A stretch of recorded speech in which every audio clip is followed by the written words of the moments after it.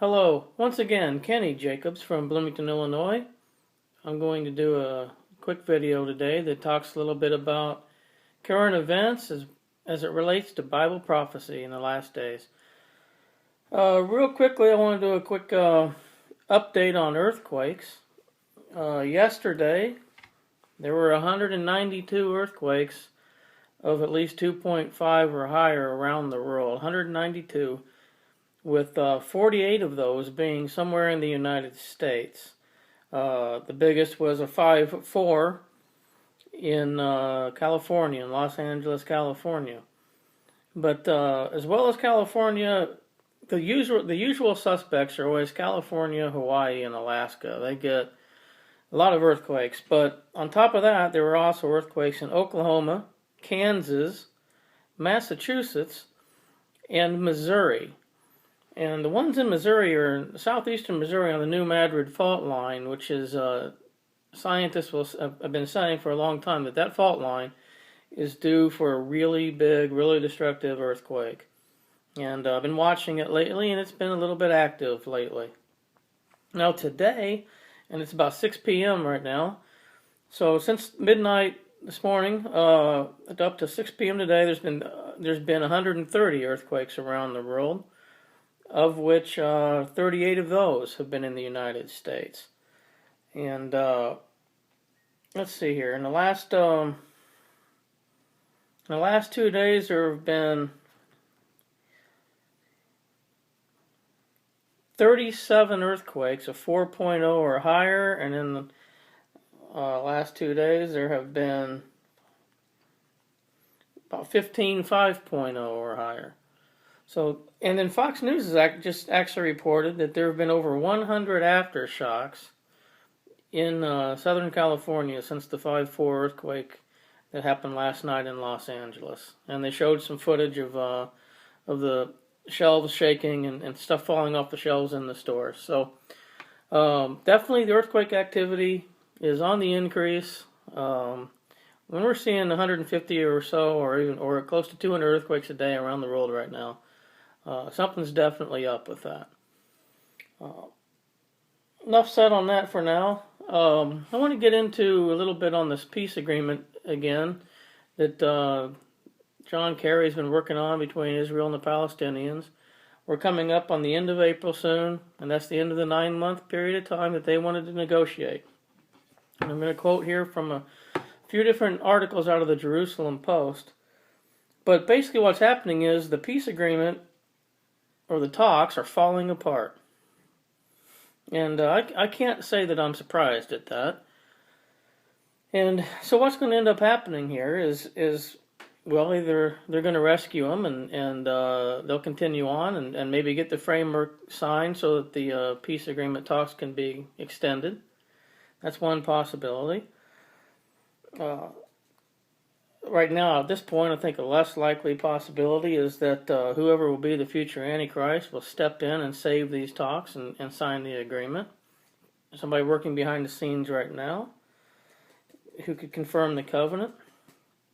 But I think the most likely scenario right now is that neither of those happen, that the peace talks do collapse, and the Psalm 83 war or the Ezekiel 38-39 war breaks out.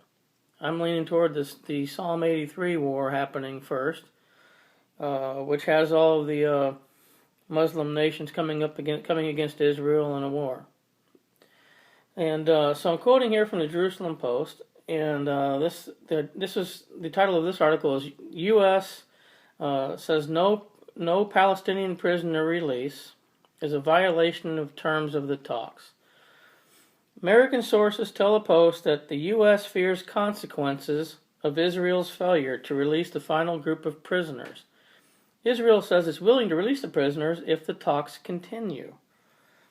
And basically, Israel's supposed to do the last release of 4 batches of Palestinian prisoners that they've been held, terrorist prisoners that they've been holding. And so the article goes on to say that well, Israel's failure to release the final batch of Palestinian prisoners scheduled for Saturday night amounts to a violation of the terms of the original agreement reached between Israel and the Palestinians at the start of the talks 9 months ago, brokered by the United States.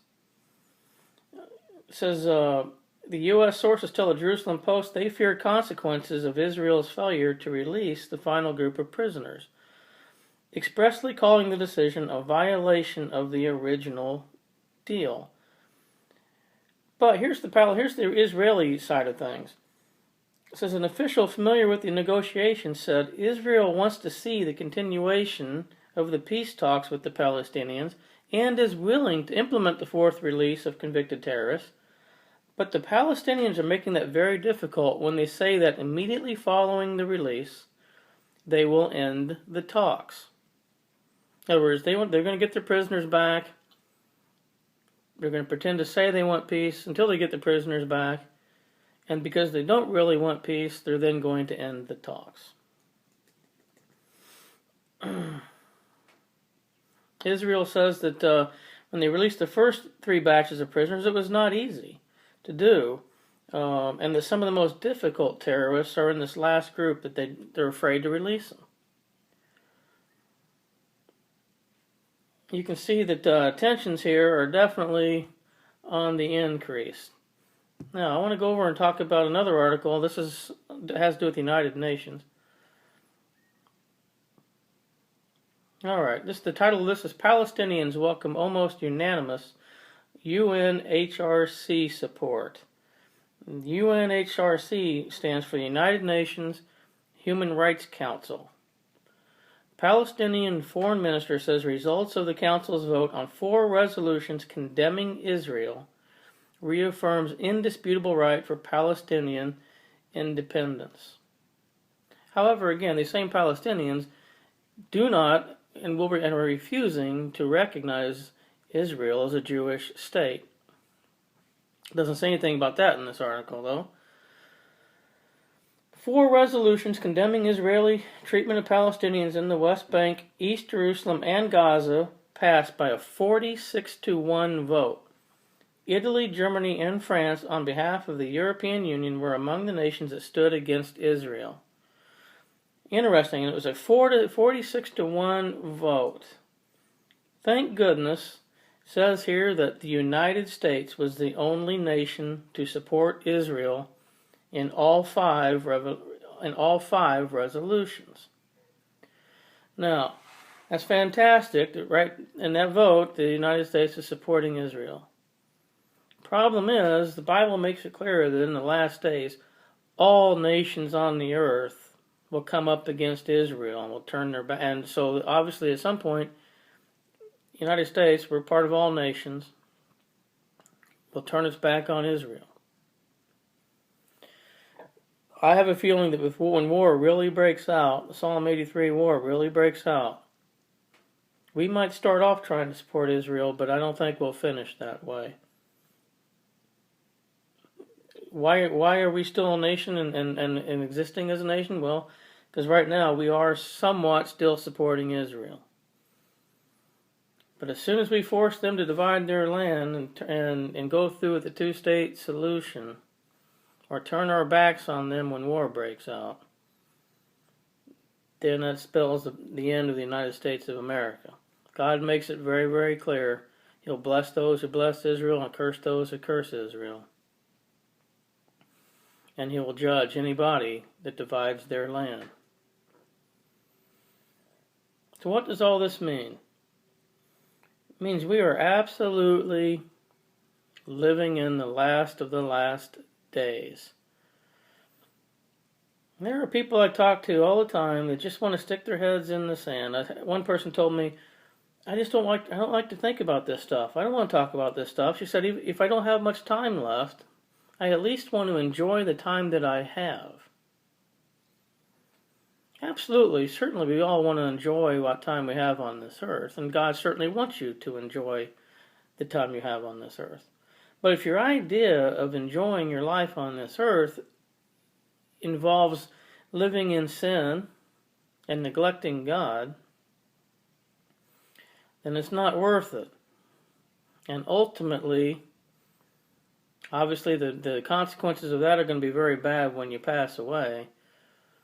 But you're also not going to have the peace in your heart and the true joy that you have from knowing God. Being a Christian is not about giving up everything and living a miserable life. That's not what it's about at all. It's about turning your life over to the Prince of Peace, living for Him, trying to do His will, and trusting that He has good things in store for you if you're living for Him. He doesn't want you unhappy. I can tell you that my entire adult life has been pretty chaotic, full of a lot of turmoil and trouble, a lot of dark, sad times. But through it all, the more I cling to my faith in Jesus and the more I allow Him to lead me where He wants me to go, the happier I am. And to me, seeing all these signs that are happening around the world certainly isn't a scary thing, and it's certainly not something to try to avoid. To me, it's actually good news. It's good news to know that God is in control, His prophecies are true, and that by all indications, He's returning soon. If you're a Christian, you ought to be looking for and wanting the return of Jesus. If you don't feel that way, maybe it's time to make sure you are saved. Make sure you've totally committed your life to Jesus and you're trusting Him and Him alone for your salvation. And give Him a chance to bring into that peace that your heart is looking for. And so that these last days don't bring fear and confusion, but they bring a sense of peace and a sense of just understanding what's going on in these dark last days. It's going to get really confusing and it's going to get really scary if you're out there unsaved. All the signs are here. Keep looking up. It's coming back soon. God bless you.